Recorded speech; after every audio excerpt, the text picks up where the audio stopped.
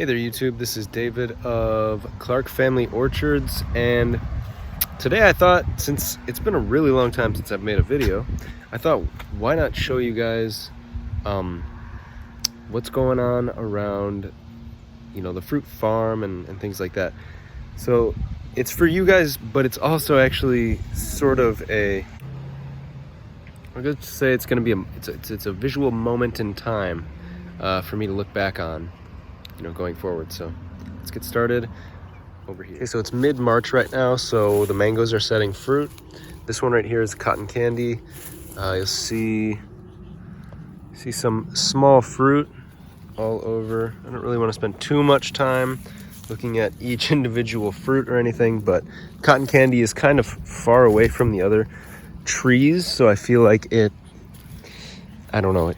not as blighted as some of the others. We've got a jackfruit tree here. This one was knocked back about 4 years ago from the cold. It's just starting to put some male flowers, and I think over here I saw, pardon the dogs. Over here I saw what will probably be, well, that actually kind of looks like another male flower, but I'm pretty sure we will get some jackfruit on this one. We got our first fruit last year on this one. So, yeah. Maha Chinook here. Got some baby fruits on there. I'll probably only keep one fruit on that because it's not very big. Also, another thing I did recently over here, guys, is I mulched everything. I just brought tons and tons of mulch. I'm on spring break right now, so I brought tons of mulch home just every day, bringing at least one truckload. And so this is a star fruit, the Arkan star fruit. I literally just picked the last fruit off of it today. Coconut. I've got some yucca cassava in the ground. I've got some, I think those are Yukon gold potatoes, organic. Obviously, you have to, for seed potatoes, they need to be organic. This is an orange essence. Not sure if I'm going to get anything off of that this year. Some more potatoes and yucca, just sparsely located. And Adamoya putting out some what will be flowers and then fruit. Mulberry behind us here. It's loaded. This thing is just loaded with fruit right now. My son loves to pick them off and eat them. The guava tree looking kind of sad. Got mulch. Soursop tree over here. Oh, there's another mulberry over there. Sorry, missed that. Soursop tree already got fruit on it. And I can see some of the little ones up there. Let's see if I can find one more our viewing level. Look, right when I need to find one, I can't find one. Right around this level. I don't know, I think I counted at least 5 or 6 on here the other day. You can see 2 or 3 right there. Yeah, you guys probably know what soursop looks like anyway, so. Oh, there's one right there. Let's see if I can zoom in on it. Right about there. Cool. Okay, so let's see, where were we? Namdak Mai. Namdak Mai it looks like it had some disease this year. I put some tanglefoot around the tree. But even with the disease, despite the disease, has set a few fruit. Some more yucca, miracle berry over there. This is the Carry variety. Again, this one kind of looked pretty bad. I sprayed some copper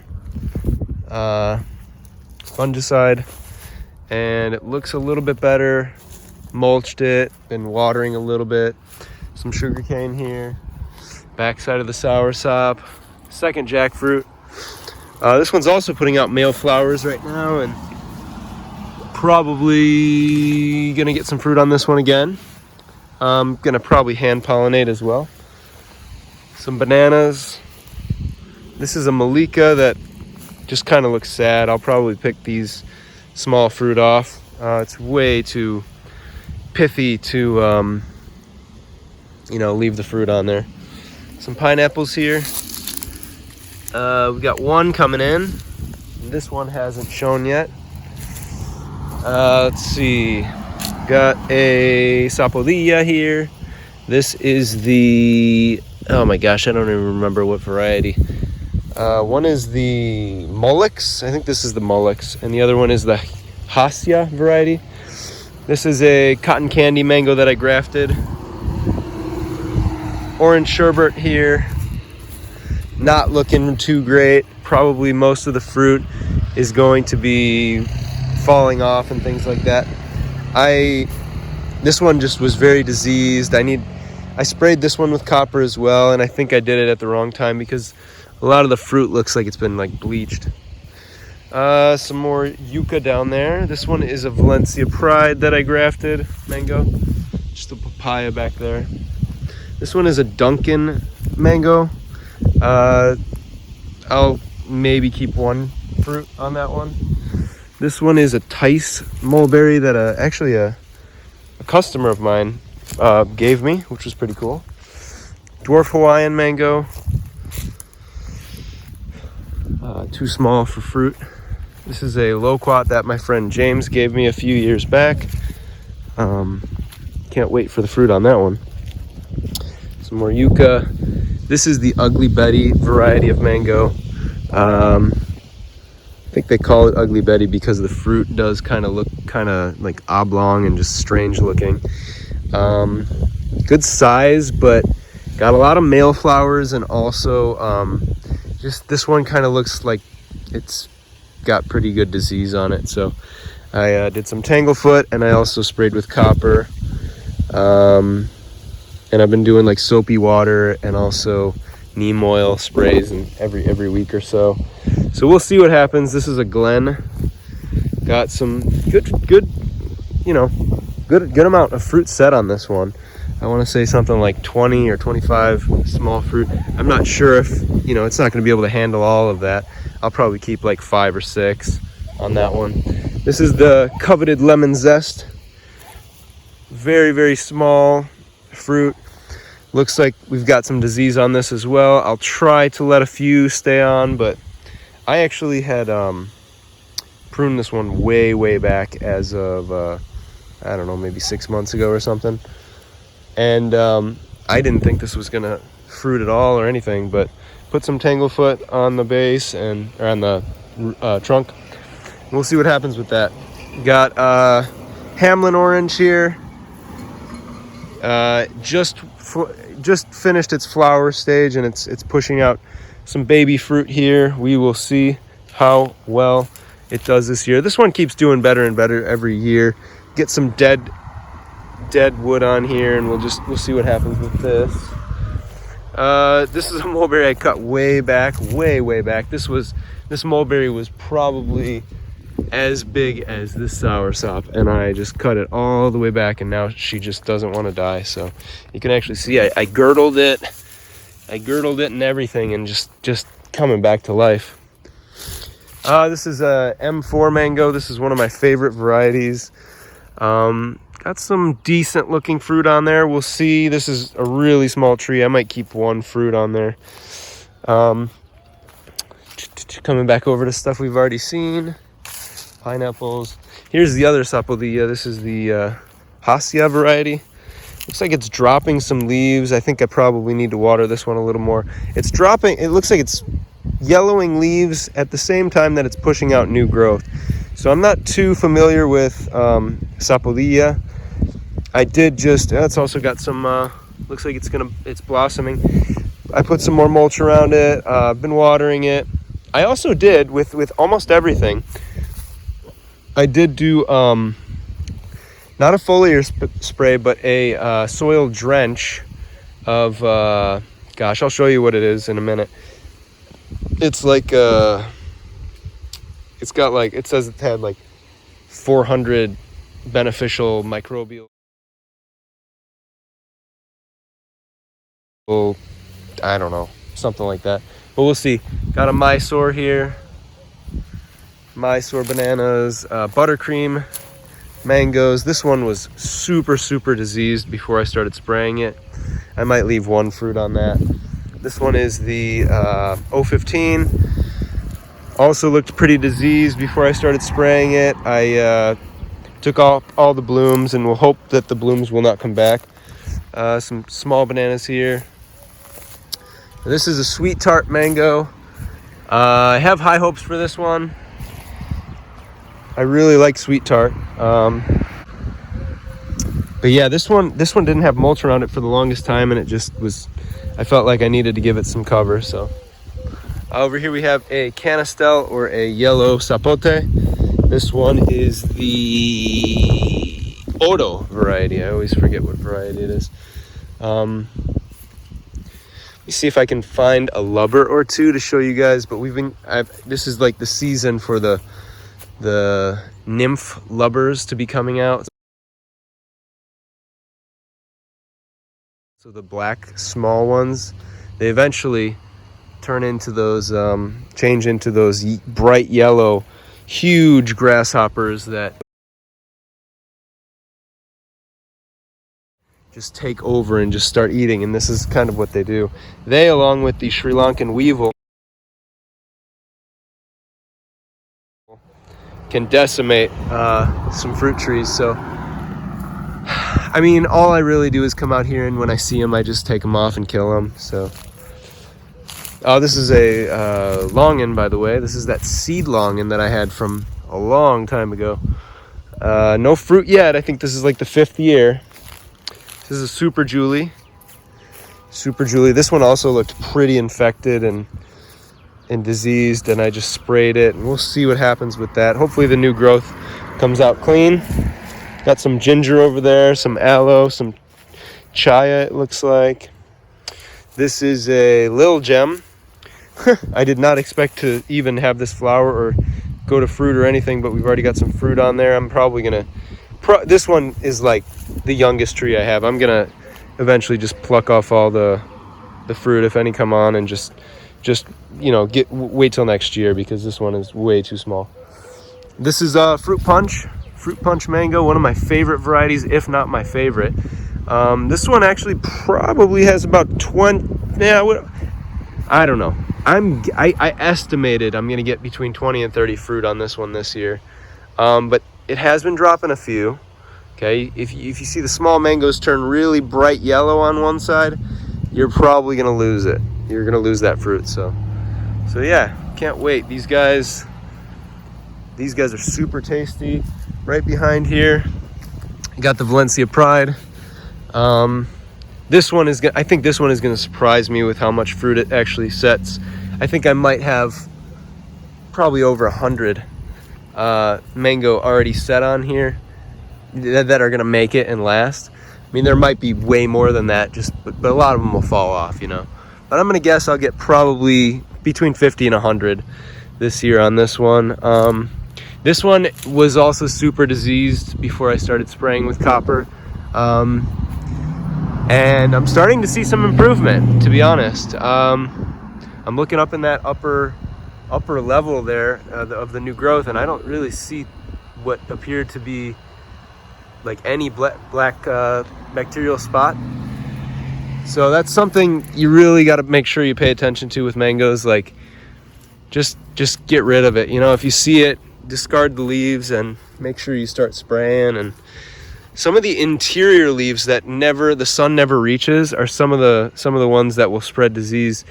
You know, if you start seeing that, try to pull those leaves off and just make sure you discard them away from the rest of the tree. Otherwise it'll just spread like crazy. So yeah, here's an example of a fruit that I can probably just pick off. Yeah, see that one?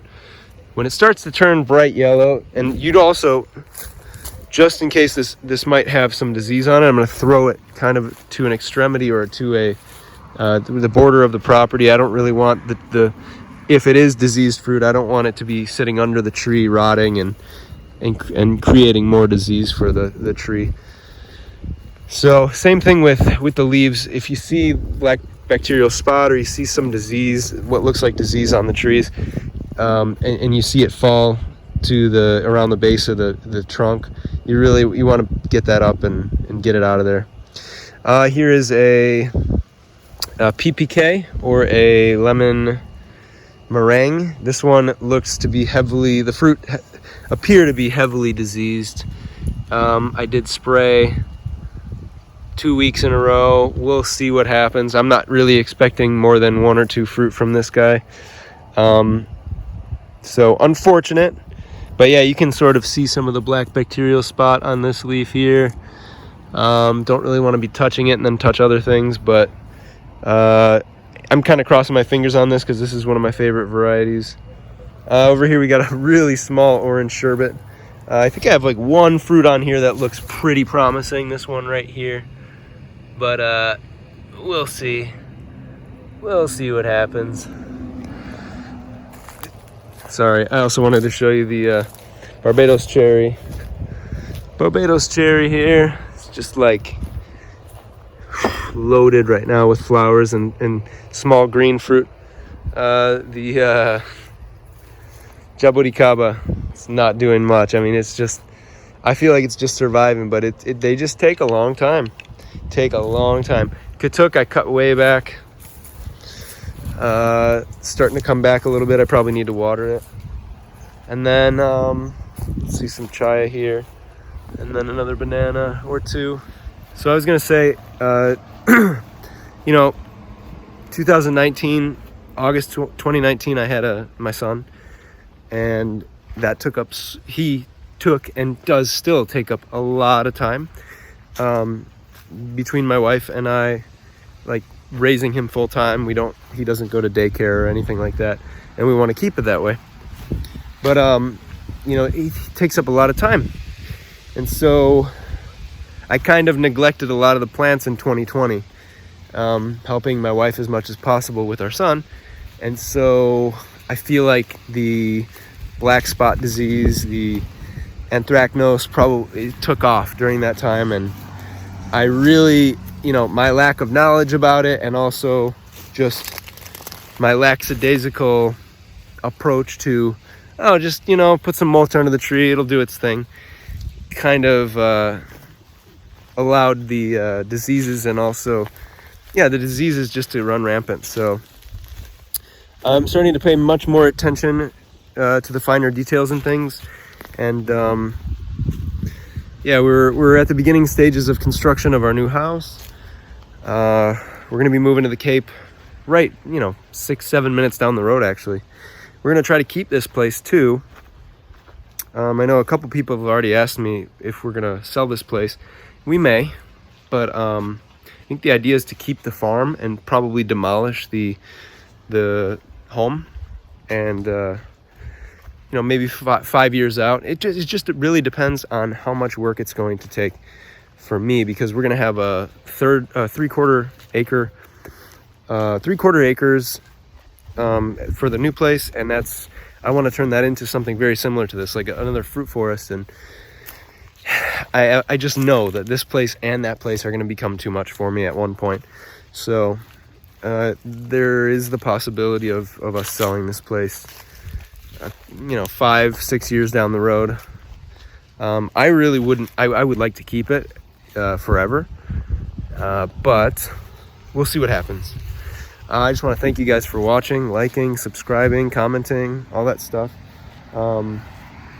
Thank you. And if anyone has any tips, tricks, or just general comments they'd like to send my way, or any questions actually, just let me know, and I'll try to answer them to the best of my ability. Right now we're kind of just waiting for rainy season to start. I know it's a couple months away, but you know, just waiting for that, because my barrels are pretty much empty right now. Just watered the last of the mangoes a few days ago, and already kind of need to water them again.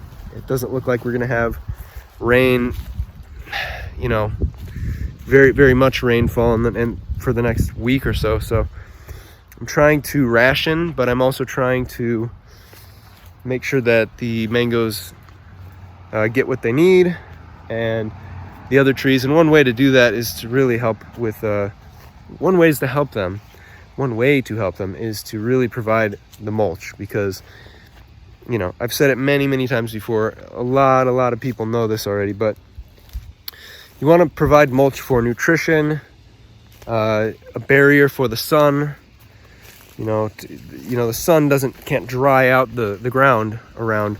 the tree as much when there's 12 inches, you know, a foot, 18 inches of mulch around it. You know, it keeps moist, keeps the ground moist, holds in the moisture, and creates a protective barrier for the trees. So definitely mulch around your trees. It will help in more than one way. But also, you know, for those of you that are, you know, amateurs, like I am, I consider myself to still be an amateur. You know, make sure you're looking out for the disease symptoms. Look for those signals that some of the trees might be putting out. If you see a lot of ants running up and down your trees, look for these things. Look for ants, look for spots, look for something like this. Okay, look at this guava. It's got some sort of deficiency, for sure. Maybe iron deficiency, who knows? Maybe magnesium, who knows? You know, I also ordered a soil drench / foliar spray, seaweed spray, but it also has like 40 or 50 other beneficial nutrients and you know, natural chemicals and things like that. It's all organic.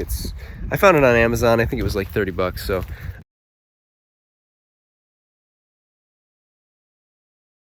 I'm waiting for that. It's coming on Sunday, and I think it says like every 15 to 30 days you can apply that to the trees, and it should really help out as far as nutrients go. Now, of course, with all the mulch now, probably not necessary, but some of you guys probably use compost teas and things like that.